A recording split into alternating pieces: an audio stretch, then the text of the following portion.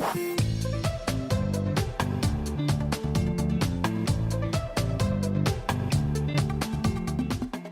what's up, everybody? Steve Schwartz here from LSAT Unplugged, and I've got some great news for you if you are applying to law school this cycle. The great news is that applicants with top LSAT scores are way down this cycle. The latest LSAC data as of this past Monday shows that the number of U.S. applicants with scores in the 160 to 180 range has dropped significantly compared to this time last year. Applicants with scores in that range are down 14.8%. So there are nearly 15% fewer people applying to law school with LSAT scores in the 160 to 180 range so far this cycle, year over year. Canadian applicants are in an even better position. Applicants with scores in that same range, 160 to 180 range, are down by 41.9%. So nearly 42% fewer applicants with scores in the 160 to 180 range have applied so far this cycle. So what's the reason? What's going on? Why are applicant numbers down so much in that score band? Well, actually, applicant numbers are down across the board. I'm simply focusing on those in the 160 to 180 range because honestly, that's this kind of score that most of my students are aiming for, and the kind of score that most applicants I typically speak with are aiming for. That's the kind of score required to get into top law schools, and actually the kinds of law schools that I typically recommend even going for.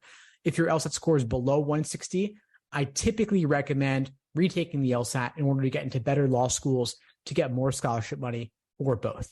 But anyway, why are applicant numbers down?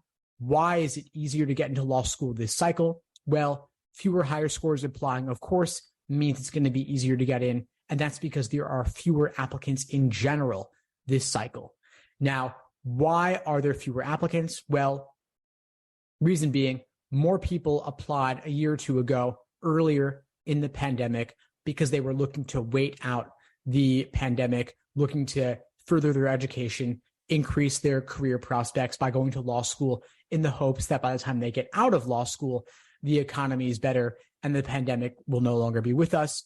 Since a lot of those people have already went, now there are fewer people, relatively speaking. That's why applicant numbers are down. So if you are the kind of person who is looking to apply to law school now, you're in a relatively better position than if you were to apply a year or two ago. In fact, the first application cycle at the start of the pandemic was the most difficult application cycle I can remember, probably the most difficult application cycle ever. And since those people already went, we're now in a relatively better situation, especially as the kind of things have opened up more. The pandemic's not as worse as it was. People are in a better economic situation typically, and so they're not as likely to be looking to go to law school. Now, why are LSAT scores in that 160 to 180 range down significantly? Well, another reason is that there are fewer people applying with LSAT Flex scores. LSAT Flex scores, which was LSAT Flex was a temporary version of the LSAT during the beginning of the pandemic. Those scores were actually typically higher than regular LSAT scores because LSAC messed up the curve on the LSAT Flex. Why did they mess up the curve? Well, they didn't realize that because a lot of people would have more time to study during the pandemic, especially when it was at its worst, people would do better on the LSAT because they had that more time to study. People were also less stressed taking the LSAT at home than in a in-person testing center where you have the stress of the other test takers in an unfamiliar environment. You have the proctors physically walking around. And so removing those obstacles, removing those stressors typically led people to do better on the LSAT Flex. And so you had a lot of people the past couple cycles applying to law school with higher LSAT Flex scores. And now, since the LSAT Flex is no longer with us and a lot of people have already applied with those Flex scores, there are now fewer people with those inflated LSAT scores, making it easier to get in once again. Another reason that the LSAT Flex was easier for folks is because it did not have that fourth unscored experimental section that we now have with the online 4-section LSAT that has been in place since August 2021. So if you are applying to law school this cycle, you are in a better position than anyone applying the past couple of years. I highly recommend applying this cycle if you haven't done so already.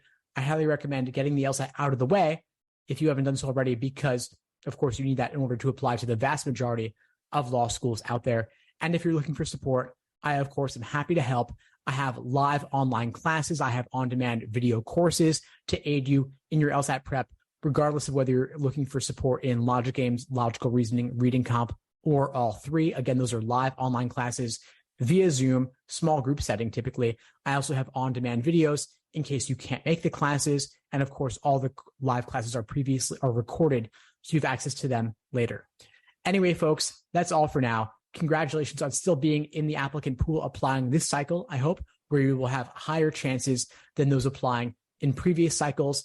And for those wondering about predictions for future LSAT, for future law school admission cycles, I actually think things will not really get more competitive in the following cycles unless there is a major recession of some kind, which typically leads to a spike in those applying to law school. I think next cycle will probably be roughly similar to this one, barring any sort of major change on the economic front.